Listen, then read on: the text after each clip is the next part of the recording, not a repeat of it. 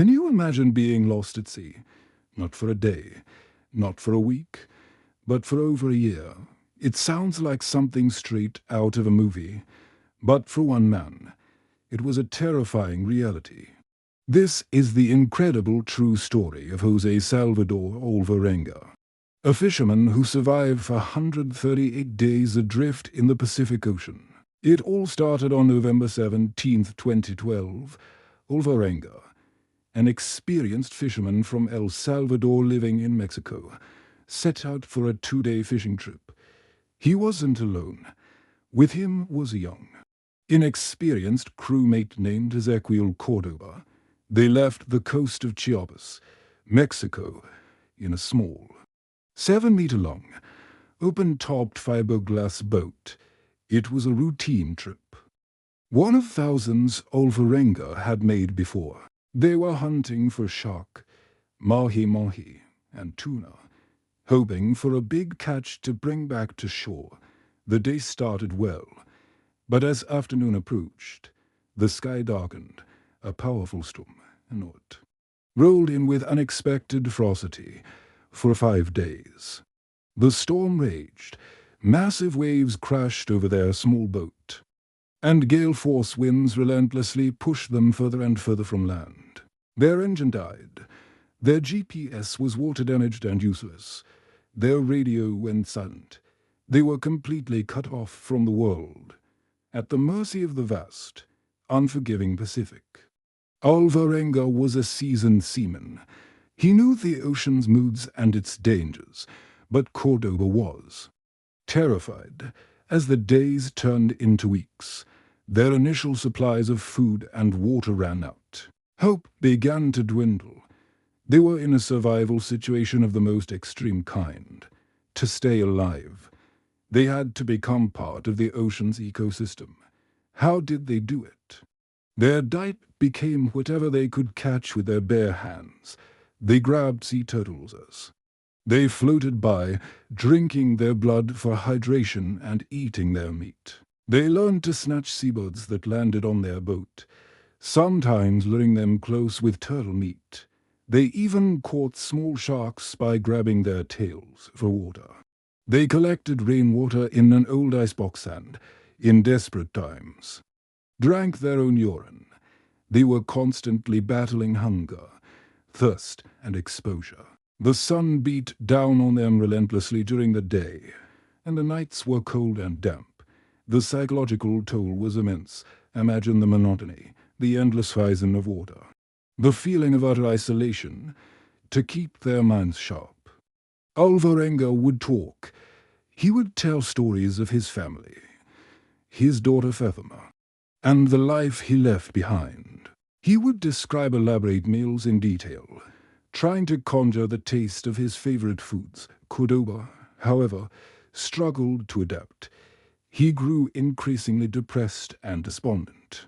He refused to eat the raw birds and turtles, which made him weaker and weaker. Tragedy struck about 4 months into their ordeal. Cordoba's health deteriorated rapidly. He made Alvarenga promise 2 things: that he wouldn't eat his body after he died, and that he would find his mother and tell her what happened after he passed away. Alvarenga, now completely alone, kept his friend's body on the boat for 6 days, talking to it as if he were still alive. The loneliness was crushing. Finally, accepting his friend was gone, he said goodbye and slipped Cordoba's body into the water. Now, Alvarenga faced the abyss by himself. The solitude was a new kind of torture. He contemplated ending his own life multiple times. What kept him going? The thought of his family, the vivid image of his daughter, and the desire to see her again became his anchor. He fought on, refining his survival techniques, marking the passing of time by the phases of the moon. He counted 15 lunar cycles. His hair and beard grew long and matted. His skin was burned by the sun. He was a shadow of his former self. He drifted across the Pacific, carried by the currents. He saw dozens of container ships, waving frantically, But none saw his tiny boat against the vastness of the ocean. The hope of rescue faded, replaced by a grim determination to simply survive one more day. His journey was an odyssey of unimaginable length. He had travelled over 6,700 miles, an incredible distance for a powerless open boat. Then, after 438 days, it happened. On January 30th, 2014, Olvarenga saw something that wasn't just water.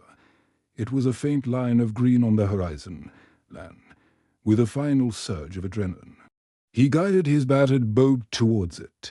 He saw trees, then a beach.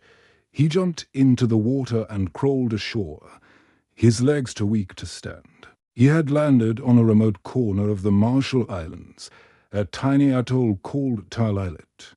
He was discovered by a local couple who were stunned to find this wild-looking man washed up on their shore. He was emaciated, disoriented, and could only say shark, shark, and point to the ocean.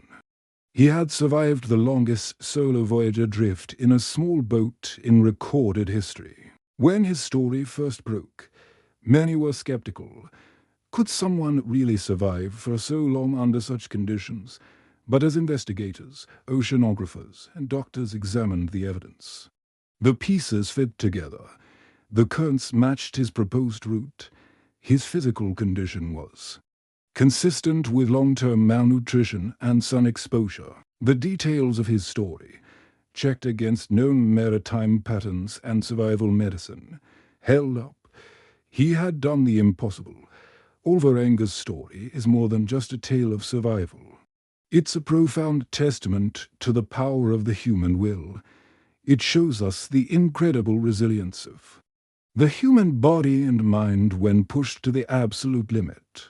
It's a story about hope, the deep-seated instinct to live, and the powerful memories of loved ones that can fuel us through our darkest moments.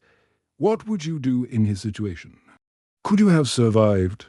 It is a question that makes us look at our own lives and the strength we might have hidden within. Thank you for watching.